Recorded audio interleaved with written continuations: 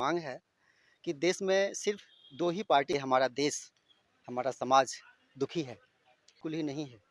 राष्ट्र चला रहे हैं, वो अपनी तनख्वाह के लिए बसें चला रहे हैं कि उन्हें नहीं खड़े हो। मैं किसी के सपोर्ट में नहीं हूँ। और मैं आपने पार्टी बनाई रचनात्मक जन मोर्चा पार्टी, तो किसी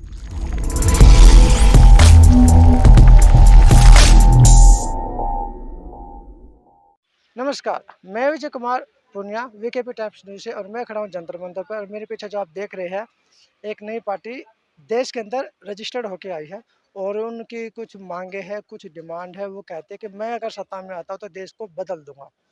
माँ भारती के लिए पार्टी बनाई, माँ भारती की सेवा करूंगा। कौन सी माँ भारती, ये भी खुल के देखते कैसे बताएंगे, पूछते भी इनसे जानकारी लेते। चलिए बात करते हैं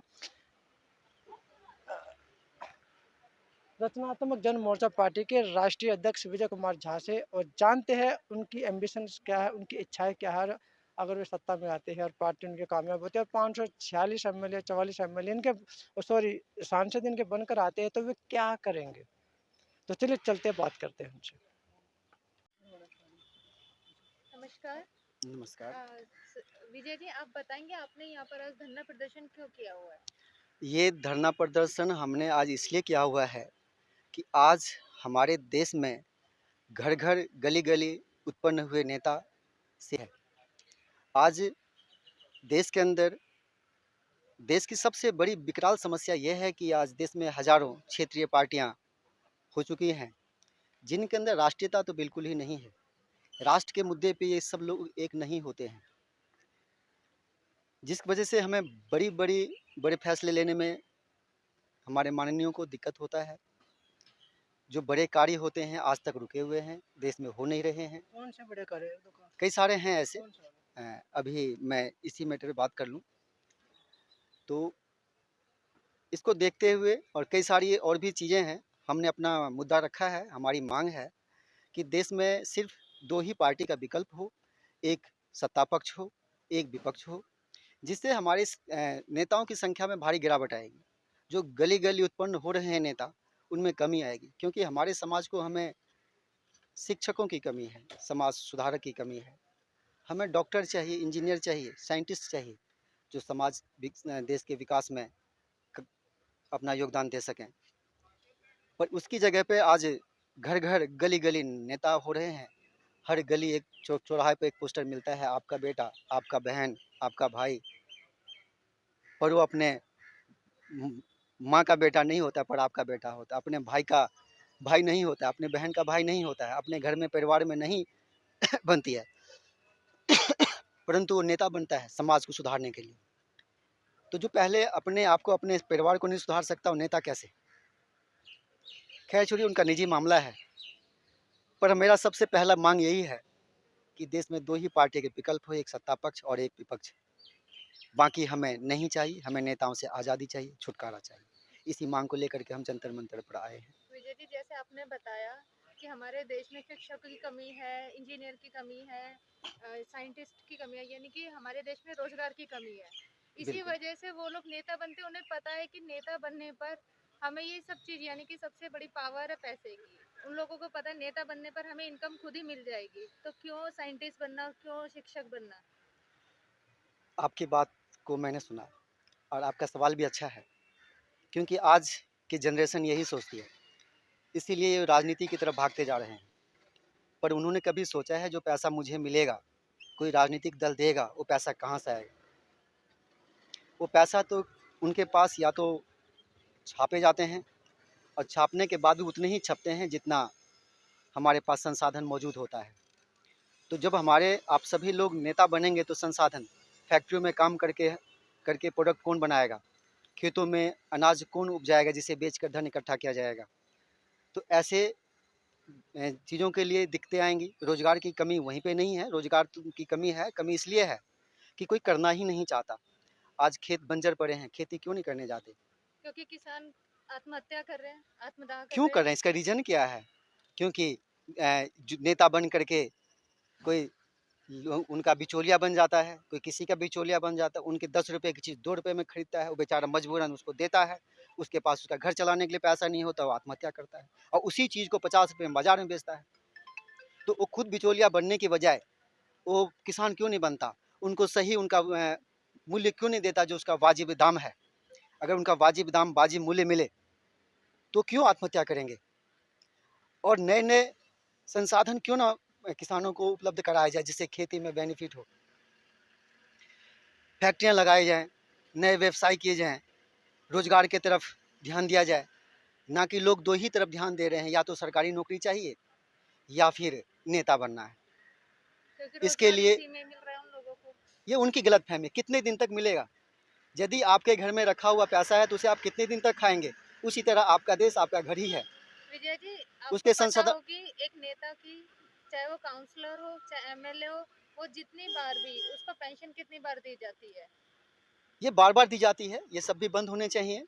उसके बाद परिवारवाद की राजनीति भी बंद होनी चाहिए। यानी कि अगर मैं तो चाहूँगा कि मेरा अगला कदम यह भी होगा इसके साथ कि देश के अंदर एक विधेयक ला करके जितने भी पारिवारिक पार्टियाँ हैं इन्हें प्रतिबंधित करूँगा, जो पारिवारिक राजनीति भी देश से खत्म हो और इस टाइप की राजनीति देश से क्योंकि खत्म हो। विधवाओं की, विकलांगों की पेंशन इतनी कम है, जिनका घर इसी चीज से चलता है, उनकी पेंशन 2000 रुपए, 2500 रुपए, वो भी कभी मिलती है कभी नहीं मिलती। तो क्या इसकी इसमें तरफ भी इसमें भी राजनीति है, क्योंकि केंद्र कहता है राज्य देगा, राज्य कहता है केंद्र देगा, वो कहते हैं कि मुझे देने नहीं देता, वो कहता है मुझे नहीं देने देता।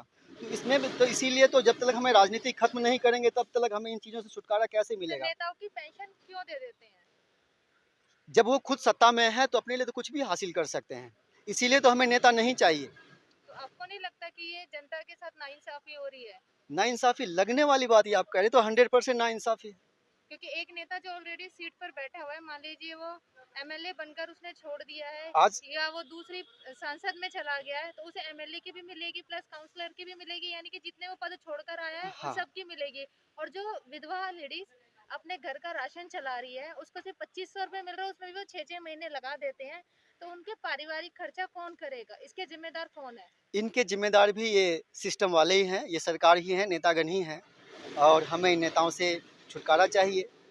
इन्हें जो पेंशन मिलता है, बार-बार मिलता है, इन्हें एक ही मिलना चाहिए और हम तो ये हमारे कहते हैं, माँ-बहनों को, विधवाओं को मदद मिलना चाहिए। जो वाक़ई में इसके लायक हैं, उन्हें मिलना चाहिए। यहाँ पे राजनीति नहीं सर होनी आप ये चाहिए। कह रहे हैं कि हमें नेता से छुटकारा पाना हाँ, चाहिए हर यार, तो कंडीशन में। आपने एक पक्ष और एक विपक्ष 2 की भी माँग रखी है। हाँ, हाँ। और आज जो है वर्तमान में पक्ष भी है और विपक्ष भी है। जी, जी। तो फिर इनको हटाने का इरादा है? वर्तमान में पक्ष और विपक्ष कहाँ है? जो सेंटर में बैठे किसने कह दिया आपसे? सिर्फ़ पक्ष ही है, विपक्ष तो है ही नहीं।